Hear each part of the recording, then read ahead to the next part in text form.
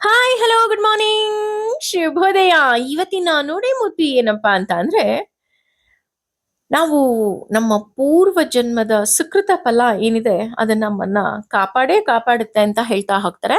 ಅದಕ್ಕೆ ಒಂದು ಉದಾಹರಣೆ ಕೊಡಬೇಕು ಅಂದ್ರೆ, ಒಂದು ಸಲ ಒಂದು ಕಾಡಿನಲ್ಲಿ ಒಂದು ಪಾರಿವಾಳ ಒಂದು ಕೊಂಬೆ ಮೇಲೆ ಕೂತಿರುತ್ತೆ. ಮೇಲಿನಿಂದ ಹದ್ದು ಅದನ್ನ ತಿನ್ನೋದಿಕ್ಕೆ ಬರ್ತಾ ಇರುತ್ತೆ. ಅಯ್ಯೋ, ಮೇಲಿಂದ ಹದ್ದು ಬರ್ತಾ ಇದೆಯಲ್ಲ, ನಾನು ಕೆಳಗೆ ಹಾರ್ಬಿಡ್ಲಾ ಅಂತ ಕೆಳಗೆ ನೋಡಿದ್ರೆ ಬೇಟೆಗಾರ ಬಿಲ್ಲನ್ನ ಹೂಡಿ ಕಾಯ್ತಾ ಇರ್ತಾನಂತೆ, ಆ ಪಾರಿವಾಳಕ್ಕೆ ಹೊಡಿಬೇಕು ಅಂತ. ಆಗ ಮೇಲೆ ನೋಡಿದ್ರೆ ಹದ್ದು, ಕೆಳಗೆ ನೋಡಿದ್ರೆ ಬೇಟೆಗಾರ.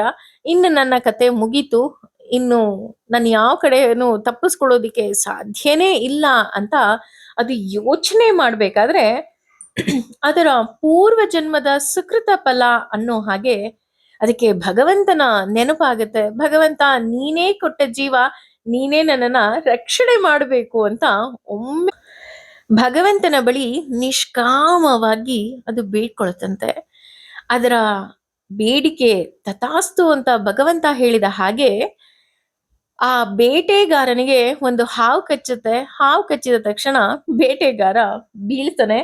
ಅಷ್ಟೇ ಅಲ್ಲದೆ ಅವನು ಹೂಡಿಟ್ಟ ಬಾಣ ಏನಿದೆ ಅದು ಹದ್ದಿಗೆ ಹೋಗಿ ತಾಕಿ ಹದ್ದು ಸಹ ಸತ್ತು ಹೋಗುತ್ತೆ.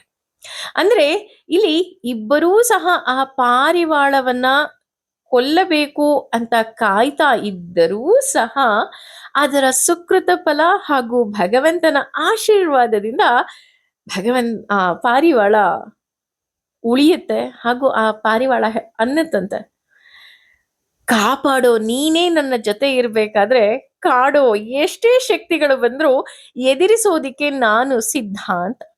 ಅಂದ್ರೆ ಇದರ ಅರ್ಥ ಏನಪ್ಪಾ ಅಂತ ಅಂದ್ರೆ, ನಾವು ಎಷ್ಟೋ ಬಾರಿ ಏನ್ ಅನ್ಕೊಂತೀವಿ ಅಂದ್ರೆ, ಅಯ್ಯೋ, ಇವರು ನನ್ನ ಮೇಲೆ ದ್ವೇಷ ಕಾಡ್ತಾರೆ, ಇವರು ನನ್ನ ಮೇಲೆ ಹಲ್ ಮಸಿತಾ ಇದ್ದಾರೆ. ಹೌದು ರೀ, ಯಾರು ಏನೇ ಮಾಡ್ಲಿ, ಯಾರು ಎಷ್ಟೇ ದ್ವೇಷ ಸಾಧಿಸ್ಲಿ, ಕಾಪಾಡೋನು ಅವನು.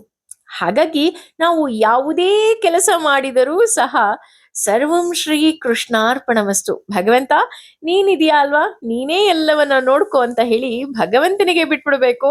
ಆಗ ಖಂಡಿತವಾಗ್ಲೂ ಭಗವಂತ ನಮ್ಮನ್ನ ರಕ್ಷಣೆ ಮಾಡೇ ಮಾಡ್ತಾನೆ ಅಂತ ಹೇಳ್ತಾರೆ. ಒಮ್ಮೆ ಯೋಚನೆ ಮಾಡಿ, ಹಾಗೆ ಭಗವಂತನ ನಾಮಸ್ಮರಣೆ ಮಾಡಿ. Thank you.